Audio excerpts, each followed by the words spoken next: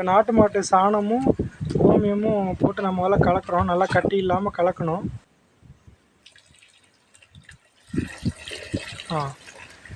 அது நல்லா கலக்குங்க.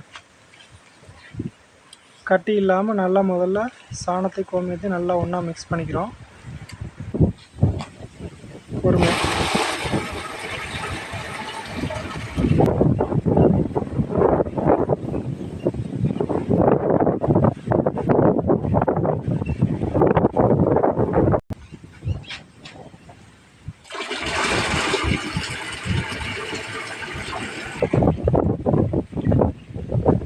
ஊற்றுங்கண்ணே ஊற்றுங்க.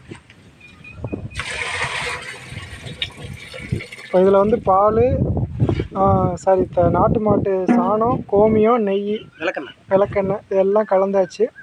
இப்போ அடுத்தது வந்து இப்போ 3 லிட்டர் பால் இதில் மிக்ஸ் பண்ண போகிறோம். ஊற்றுங்க.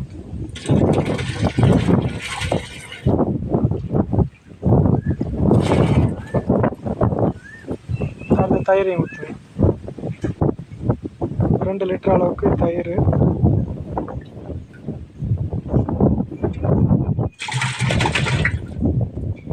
அதெல்லாம் தண்ணி ஊற்றி நல்லா அலசி ஊற்றுங்க. இன்னும் கலக்குங்கண்ணே நல்லா. இதை வந்து டெய்லி காலையிலையும் சாயங்காலமும் ஒரு 5 நிமிஷம் சுற்றுங்க. இதே மாதிரி வலது பக்கமாக இதே மாதிரி வலது பக்கமாக சுத்து கணக்கு இருக்குங்க. ரைட்டில் சுற்றணும், லெஃப்ட்டில் சுற்றணும், அந்த கணக்கெலாம் இருக்குதுங்களா?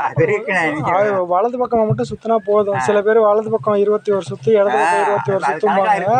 புக்கில் பார்த்தனால 5 நிமிஷம் இதே மாதிரி வலது பக்கமாக சுற்றினா போதும்.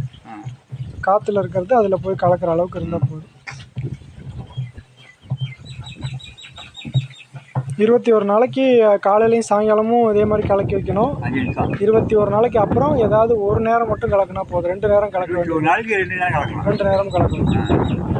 மருந்தாக பயன்படுத்தணும்னாக்க 15 நாளைக்கு அப்புறமே பயன்படுத்த ஆரம்பிக்கலாம்.